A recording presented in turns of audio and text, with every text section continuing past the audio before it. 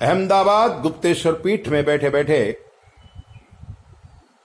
अपने कार्य क्षेत्र की कुछ बातें मैं आपको बता रहा हूं। वो इसलिए बताता हूं ताकि परिस्थिति को और समाज को समझने में आपकी बुद्धि कुछ काम करे। अच्छी तरह समझ लेगी तो कभी धोखा नहीं खाएगी। इलाहाबाद जैसा बड़ा शहर, पुराना शहर, त्रिवेणी संगम वाला शहर, उसके पास एक छोटा सा गांव। उस गांव से द्विवेदी जी पढ़ लिख करके तैयार हुए। ओएनजीसी में बहुत बड़े साहेब बन गए।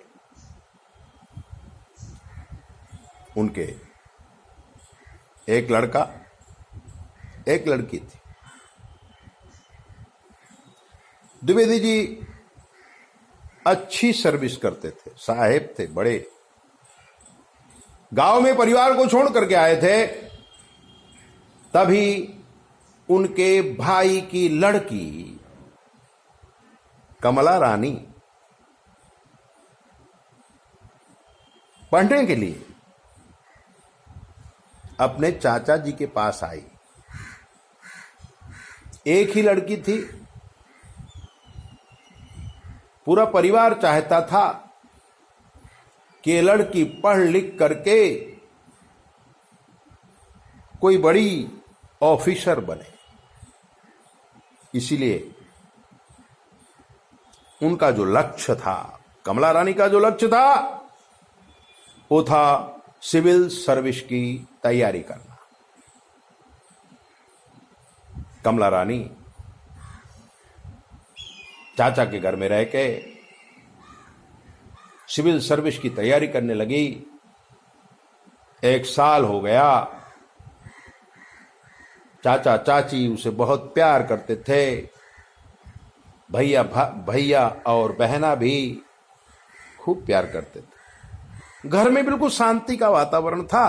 कमला रानी भाई की लड़की, ऐसा भाव कभी न चाची को आया न चाचा को आया। पढ़ाई का पूरा खर्च, रोज सुबह खर्च करने के लिए पैसा, यहां तक कि बाहर जाने के लिए द्विवेदी जी ने अपने भाई की लड़की को एक्टिवा भी ले दिया था। बड़ा सुंदर समय चल रहा था। लेकिन कहते हैं कठिन है काल की धारा, बहे सब जात संसारा, ग्रह नक्षत्र और तारा की जो गति है, वो गति अपना प्रभाव दिखाए बिना रहती नहीं। क्योंकि हमारे जो ग्रह हैं वो पूर्व जन्म के कर्मों के द्वारा संचालित है। सूर्य, शुक्र और चंद्र एक ही घर में बैठे थे कमला रानी के। अभी तक तो सब ठीक ठाक था।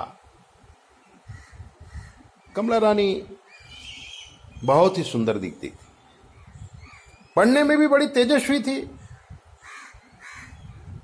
गुजरात का ही एक लड़का कमला रानी से प्रभावित हो गया। साथ में पढ़ता था, बार बार कमला रानी के नजदीक आने की कोशिश करता था। कमला रानी समझती थी कि ये लड़का बार बार मेरे पास आता है, मुझसे बातें करने की कोशिश करता है। लेकिन कमला रानी मचक नहीं डालती, घास नहीं डालती। इधर उधर की बातों में वो फंसना नहीं चाहती थी। उसके सर पर जवाबदारी थी। माँ बाप की अकेली लड़की थी। चाचा चाची के यहां रह करके पढ़ाई पढ़ रही थी। पैसा सब चाचा चाची खर्च कर रहे थे। लेकिन अग्नि और घी अगर साथ में रखे जाएं तो विदुर जी कहते हैं अग्नि के ताप से घी पिघल ही जाता है और कमला रानी पिघल गई। लड़का सुधीर, उसके चेहरे में रौनकता कमला रानी को लगने लगी। कमला रानी भी उससे बातें करने लगी। आधा आधा घंटा बातें होती रहीं। ऐसा करते करते प्यार हो गया। और आप तो जानते हैं प्यार का अंजाम लास्ट में वही होता है। दोनों ने शादी करने की तैयारी की। पढ़ाई तो एक बाजू रह गई। चाचा जी ने कहा कि मैं ऐसी शादी नहीं होने दूंगा, क्योंकि मेरे भैया क्या कहेंगे, मेरा गांव वाले क्या कहेंगे कि लड़की को वहां ले गया और बिगाड़ दिया। सारा आरोप मेरे ऊपर आएगा। कमला रानी को चाचा जी ने, चाची जी ने बहुत समझाया, लेकिन कमला रानी एक दिन भाग गई, घर छोड़ दिया।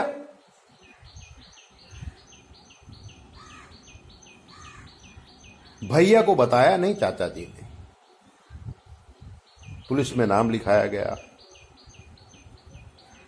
पुलिस लड़की और लड़का को माउंट आबू से पकड़ लिया। माउंट आबू में दोनों घूम रहे थे और पकड़ गए। अहमदाबाद लाया गया। अच्छाई ये थी कि दोनों ने शादी नहीं की थी, ऐसे ही घूम रहे थे।